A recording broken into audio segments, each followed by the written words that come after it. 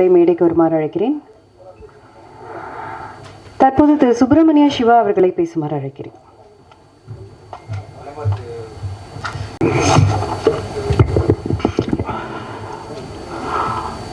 வந்திருக்கின்ற அனைத்து அன்பு உள்ளங்களுக்கும் வணக்கம்.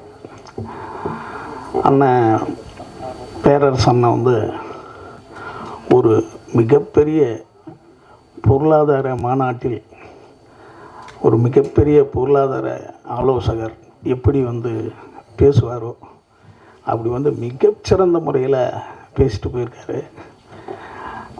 அண்ணனுடைய அனுபவங்கள், அந்த அனுபவத்தின் மூலம் நம்மளுக்கு கிடைக்கின்ற பயன், அவர் முழுக்க முழுக்க டிசிப்ளின், ஒழுக்கத்தை பற்றி தான் ரொம்ப பேசியிருக்காரு. கிருஷ்ணன் இன்றைக்கு பிறந்த நாள். இந்த பிறந்த நாளில் அவர் எந்த அளவுக்கு உச்சம் தொடணும், ஏன்னா சௌத்ரி சார் தான் அவருக்கு, அதாவது காட்ஃபாதர் அண்ணனுக்கு. அதனால் அவரை உதாரணமாக, அடுத்தது இன்னொன்று, அதிக புதிய இயக்குநர்களை அறிமுகப்படுத்தினது உலகத்திலேயே சௌத்ரி சார் தான் அதிகம். உலகத்திலேயே அவர் தான் அதிக இயக்குநர்களை அறிமுகப்படுத்தியிருக்காரு. அதில் ஒரு மிகப்பெரிய வெற்றி இயக்குனராக அண்ணன் பேரரசு வந்தாங்க. அதான் உங்களுக்கு துஷனுக்கு சொல்கிறார். அடுத்தது, இந்த உங்களுடைய பிறந்த நாளில் இந்த குறும்படம் விழா நடத்துகிறீங்க.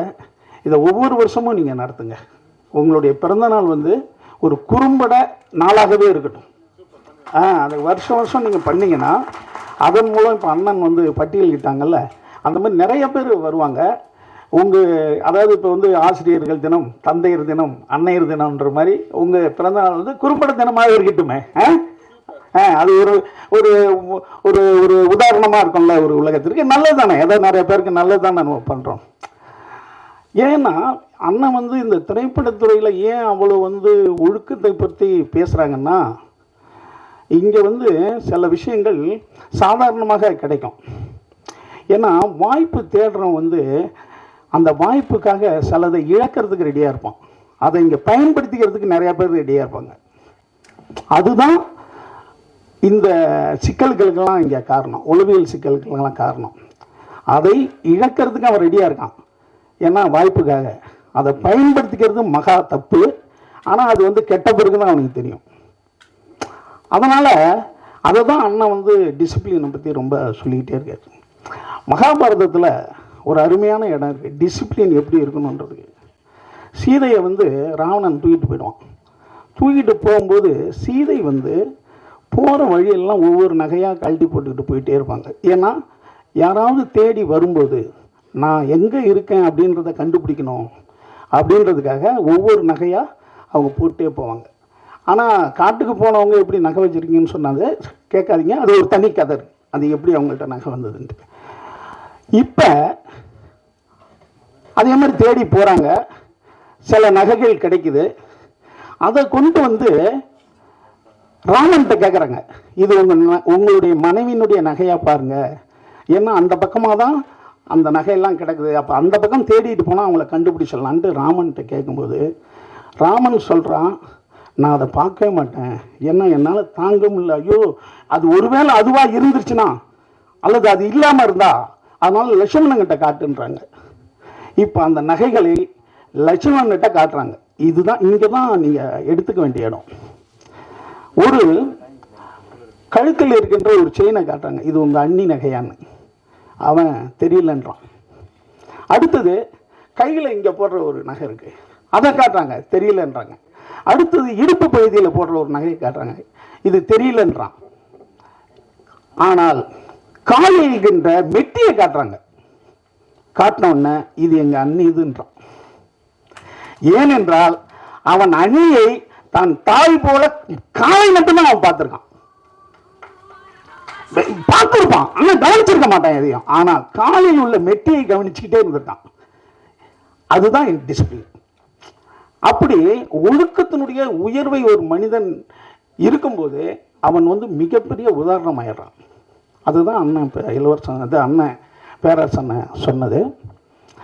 அதே போல் இந்த குறும்படத்தினுடைய நண்பர்கள்லாம் சொன்னாங்க, வைரமுத்து ஒரு வாசகம் எழுதியிருக்காரு. கண்ணியை கொஞ்ச தேவை மறைமுகம், கப்பல் ஒதுங்க தேவை துறைமுகம், ஒரு மனிதன் உயர்வதற்கு தேவை நல்ல மனிதனின் அறிமுகம்னாரு. அதனால் இப்போ துஷ்டான் வந்து உங்களுக்கு நல்ல ஒரு மனிதனாக அறிமுகமாயிருக்காரு. அவர் மூலமாக நீங்கள் மிகப்பெரிய வெற்றி அடையணும். வெற்றி அடைந்த பிறகும் அவர் நினச்சிக்கிட்டே இருக்கணும். இப்போ அண்ணன் பேரரசு சொன்னாங்க பாருங்கள், விஜய் சொன்னார் முதல் படம் கொடுத்த இயக்குனரை, அடுத்து வந்து சௌத்ரி சார் சொன்னார். ஏன்னா நன்றி வந்து மிகச்சிறந்த ஒரு ஆயுதம் உங்களுடைய உயர்வுக்கு.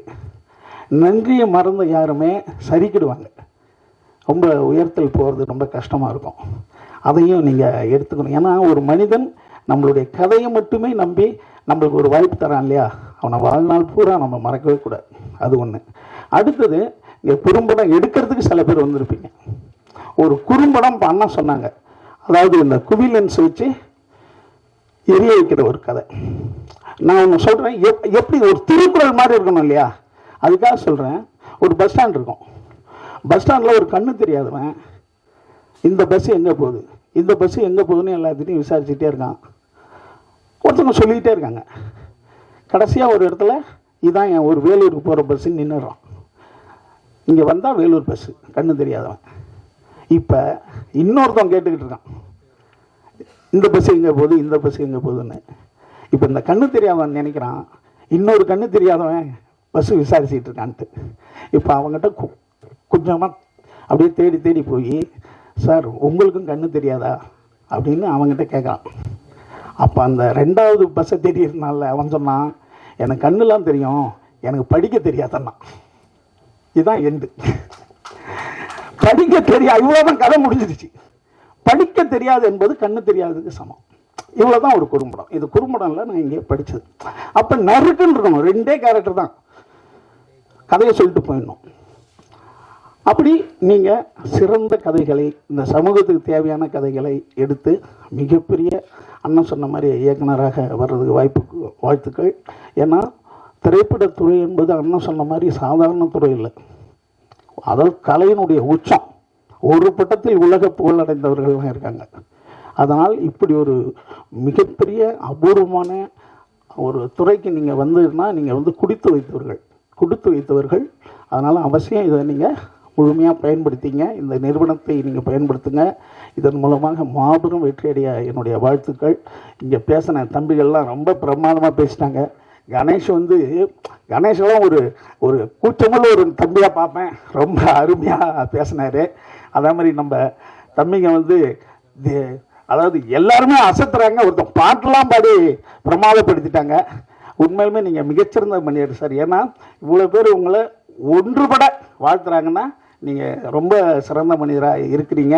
இது இப்படியே இருக்கட்டும், உங்களால் பல பேர் உயரட்டும். வாழ்க, வாழ்த்துக்கள், நன்றி.